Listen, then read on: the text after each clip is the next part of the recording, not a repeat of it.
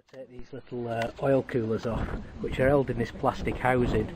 There's 2 screws at the top here, which you can see I've undone, and there's 3 screws at the bottom here. Now there was only the middle one in because the front one, so they're all slackened off now, and they're just now out of the way, which allows us to get to the tank fixings and remove the tank.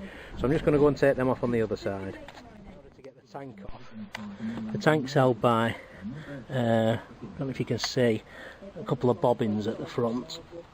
You can see there where my finger's pointing, there's the one on that side, and here's the one on this side. But at the there's a couple of brackets holding it down. Got to take this plate off on the right hand side, which is just held with 1 screw at the front. That reveals that bolt there, which has got to come off to release the back to allow it. So that's got to come out to lift to allow it to go that way. So I'm just going to take that bolt off. Okay, so there's only 1 bolt holding the tank on, which goes through that there. I've got the tank lifted up and back of it now instead on a block of wood. And underneath here, you can see at the back there is the battery. So if you want to change your battery, just simply remove more or less half the bike to get to it. Fantastic design there. So obviously now we're going to be lifting the tank away. We need to disconnect these fuel lines through these quick disconnect clips here, and then there'll be some wiring to the tank sensor as well to disconnect. So we're just going to get on with that. Okay, so that's the fuel tank off. These connectors, you can't get them the wrong way around. Fantastic little things that shut off like little valves. One's female, one's male.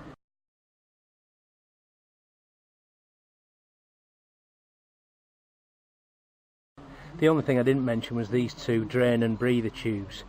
They have a little plastic connector in them. So I've disconnected them here by doing them opposite so I can make sure I put them on the right way around. I don't think it really matters, but just so it goes back exactly as it is. And that exposes the guts of the bike.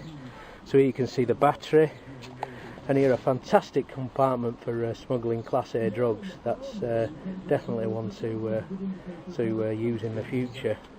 The fuel tank again, I've got this specially made fuel tank stand, which is a BMW part. You can look that up on the website, but it's specially designed to allow the pipes to dangle through there without trapping them whilst holding the weight on it. Quite heavy, the tank, especially if somebody filled it right up with fuel only a couple of weeks ago, and it's hardly done any miles since.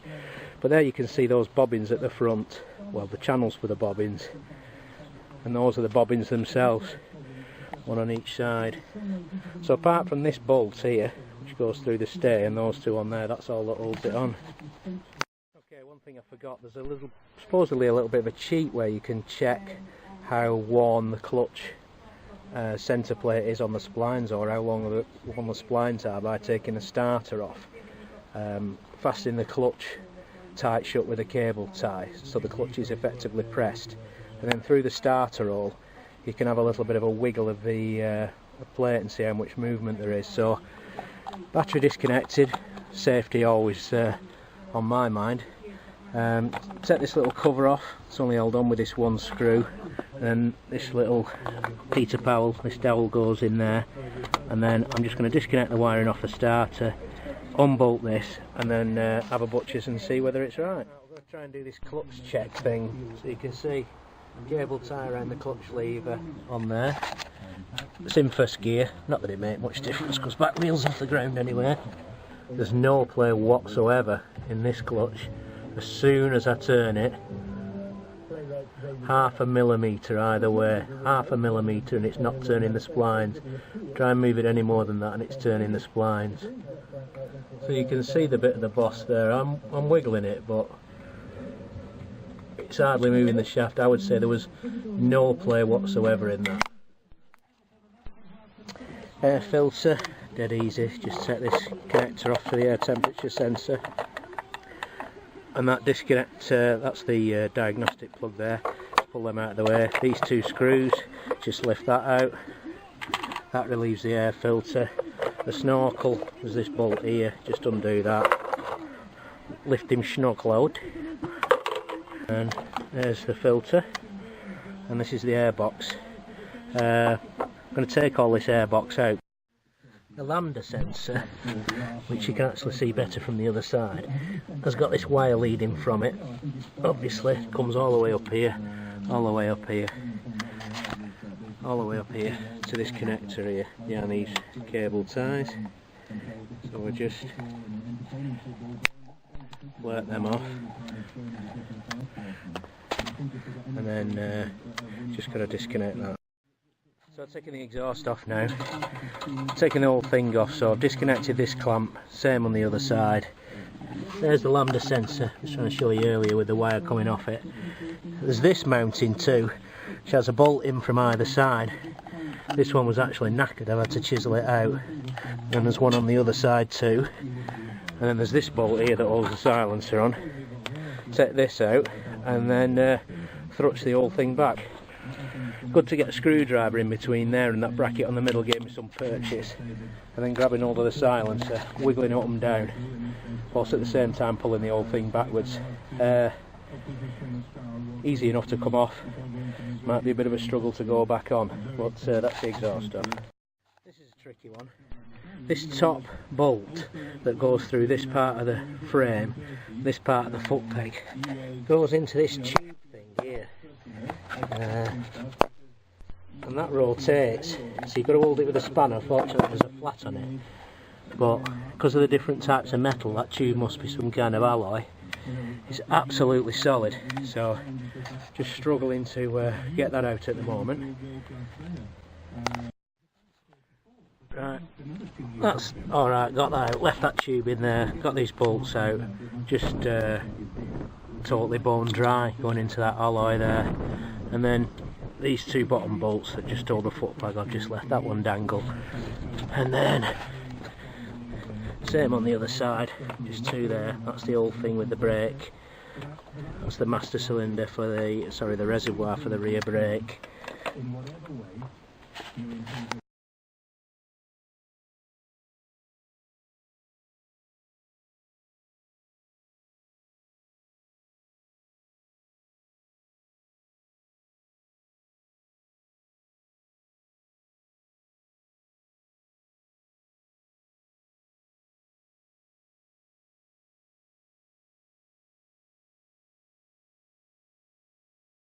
So, top shocker bolt out, shocker's dropped down inside there now, and it's lifted up and held up with this special BMW tool that's available from your local BMW dealer.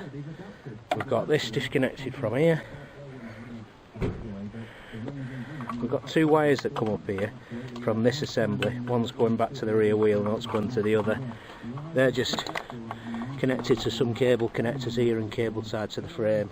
So I've undone those. These are the two bobbins that hold the seat. I've undone these to get access to these bolts underneath, which I think hold the air filter. Some fantastic electrical connections going on here, obviously been done by an electrical specialist. So we'll put some proper terminals on them when we build it. You don't have to undo any of this. I have done though, because I need to repair these electrical connections, but you don't need to undo any of this. What you're trying to do is release this airbox here. There's one little screw there which goes through into this top shocker bolt, and then the little blighters, which were hard to see, is just one on there and one on the other side. That allows the airbox to drop right round, right down, and then that allows the frame to pivot up much easier. So that's the key thing really, those three screws that mount the airbox. Okay, so pulled right up into position with this strap. I've just used a cam lock strap and wrapped round on there so it doesn't damage any of the black paintwork on here. I've been fighting with this, trying to undo this trim, thinking I needed to get to a bolt. That's held in by quite a few screws. As it is, I didn't even need to undo this at all. I could have put all those back in, same with those. So anyway, I can fasten that back in after. There's the airbox now down at the bottom.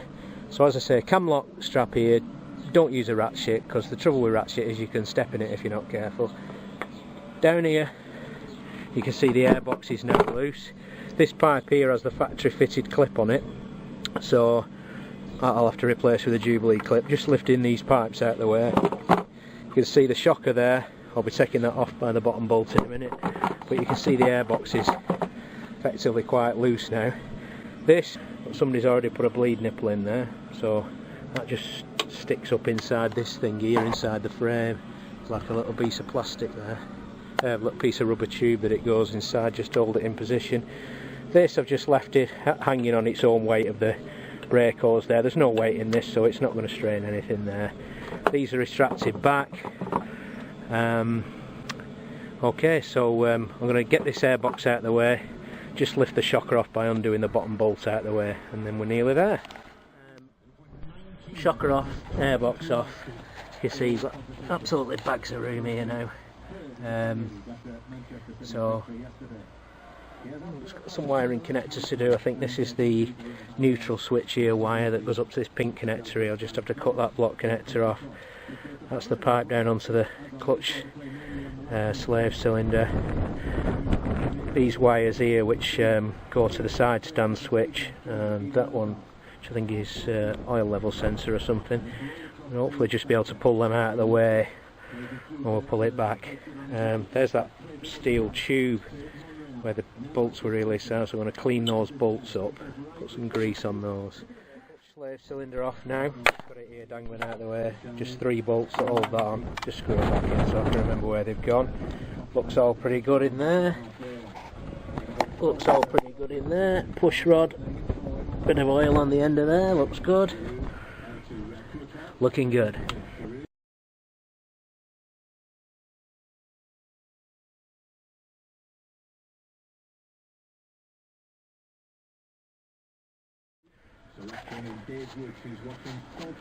So next I'm going to undo all the bolts that hold the transmission.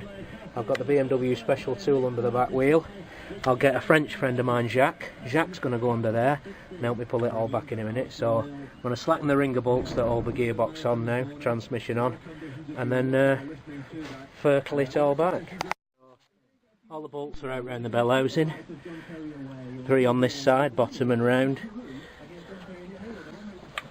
3 on the other side, including that wiring bracket. Now, as you can see, the whole thing's loose. I've got Jacques here to help me. Come on, Jacques. Just got to lift these pipes and stuff out of the way. Oops, sorry.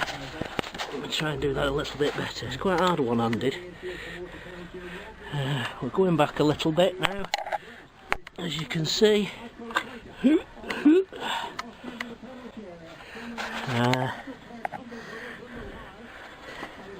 I'm just keen to keep this block of wood under the back wheel at the same time as I'm pulling it back, just so I can give myself a little bit of extra balance.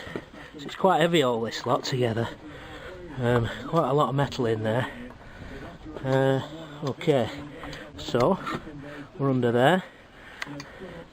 It's quite obviously weighted on the right hand side as well, but hopefully with the handle of the jack in the way as well, we're okay. So we get to the business end. So you can see here the bar that goes and operates the clutch that pushes right down the centre, like a mini clutch. This operates back to front, and here are the famous splines, which look absolutely mint to me.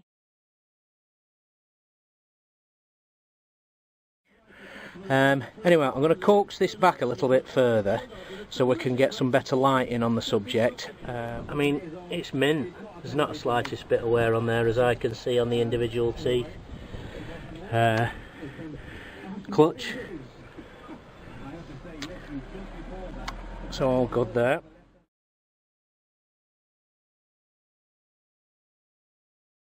I marked the relation of this clutch mounting plate to the flywheel, and then of the clutch mounting plate to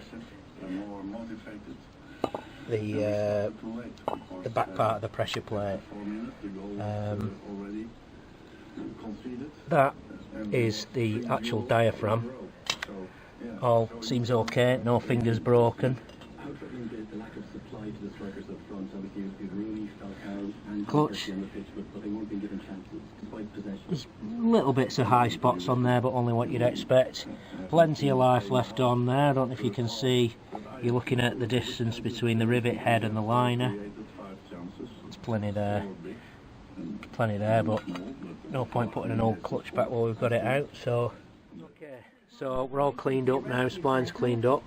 Bit of the Stahlberg on there, or Das Stahlbergen as the Germans call it. A bit on here because it bears against the wherever it is there, and a bit on there just to make sure, because it goes inside the pilot hole. There's no danger of it seizing up in there. Right, I'm going to reassemble the clutch now with the new plate. That doesn't have that spacer plate, yeah? So, no spacer there near my thumb. Spacer there near my thumb, that bit there. So that's the difference.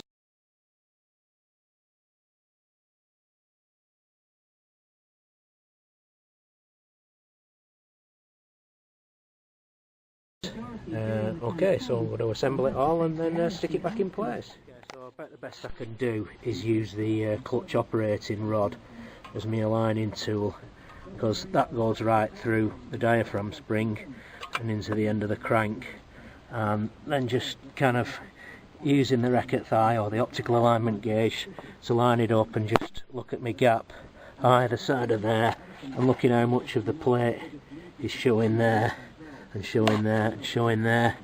Should be near as, damn it. I've just nipped up the bolts by hand. I'm going to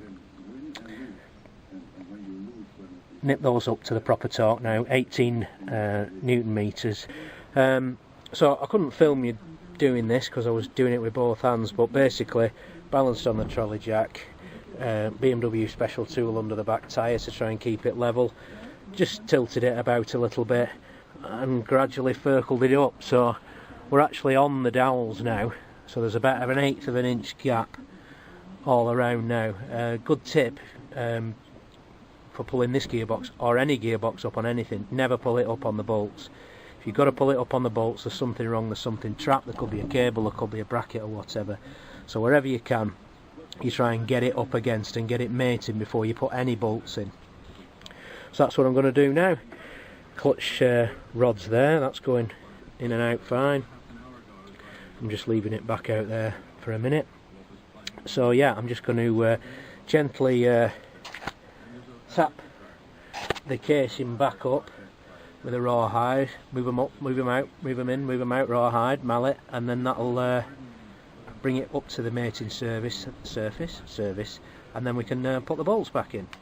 Okay, so you can see no gap there now. Just tapped it up with the rawhide mallet. It's up all the way around. Just circled the jack up and down a little bit just to get it to line up. And you can see again at the top, no gap there, no gap on the bottom.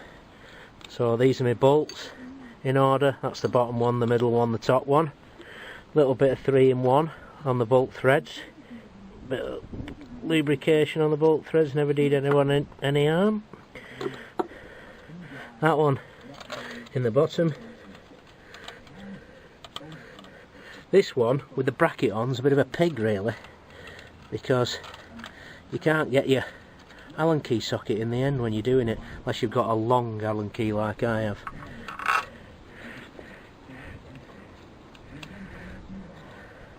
And then round to the other side,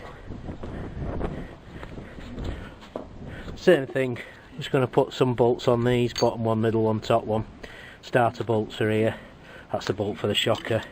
Any other bolts that you've got left over, just throw them over a wall, nobody will ever know.